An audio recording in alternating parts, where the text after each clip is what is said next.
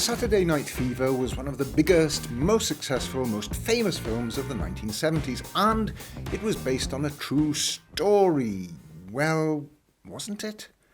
It all began with an article in New York magazine on the 7th June 1976, written by a British journalist, Nick Cohn.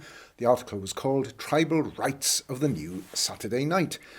It told the story of a young man named Vincent. According to Cohn, Vincent was such a great dancer that sometimes music people came out from Manhattan to watch him, and one man who owned a club on the East Side had even offered him a contract, $100 a week, just to dance.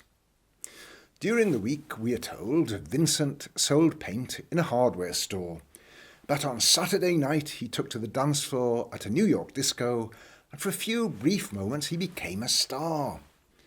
The film was inspired by this article, and in the film Vincent was renamed Tony and was played by a young and little-known actor named John Travolta.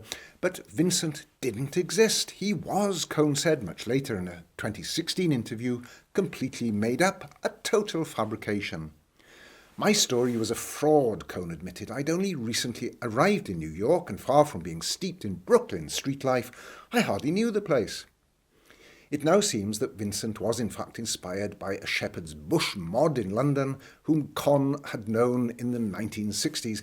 The idea for the New York magazine feature came to him after he'd seen some drunks fighting outside a New York nightclub, and one of the fighters even threw up on Cohn's trousers. Now, that was when Cohn noticed a slickly dressed young man watching the brawl from a doorway. Cohn wondered who that man was, why he was at the club, what his life was like, and that was the genesis of Vincent. Anyway, true or not, the film inspired by Cohn's article, Saturday Night Fever, was a huge success. The soundtrack album, featuring various disco musicians and some killer tracks by the Bee Gees, became the top-selling album in history up to that time, and John Travolta was Oscar-nominated for his role. This was pretty remarkable for a relatively low-budget film. It cost just $3.5 million to make and made over $237 million worldwide, and that's equivalent to about $674 million at present-day rates. And all that from a made-up magazine article.